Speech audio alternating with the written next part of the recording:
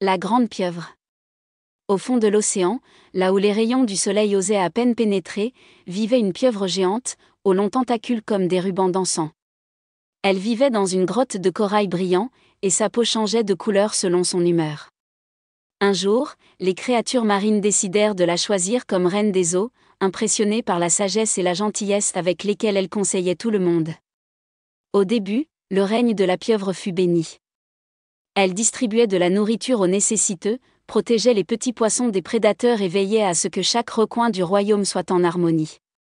Les dauphins jouaient librement, les étoiles de mer scintillaient sur le sable et les murènes avaient appris à coexister pacifiquement avec le reste des habitants.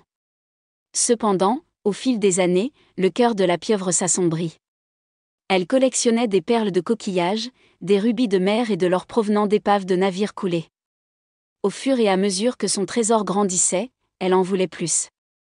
Elle envoya ses serviteurs crabes fouiller les fonds marins jour et nuit, et demanda aux poissons de lui apporter des algues rares pour décorer son palais.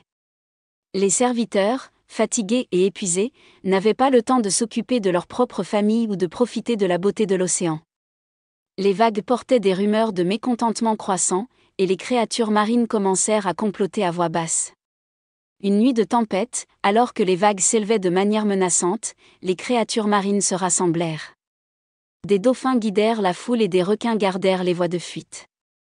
Las de l'avidité de la reine, ils se précipitèrent sur le palais de corail, le brisèrent avec leur puissante queue et libérèrent le trésor qu'ils avaient rassemblé. Les perles roulèrent parmi les rochers, et la pieuvre, effrayée et impuissante, s'enfuit dans les profondeurs inconnues, se perdant dans les ombres de l'océan. Depuis lors, un dicton est resté sur le fond marin. L'avidité brise le sac, même dans le royaume des eaux. Fin.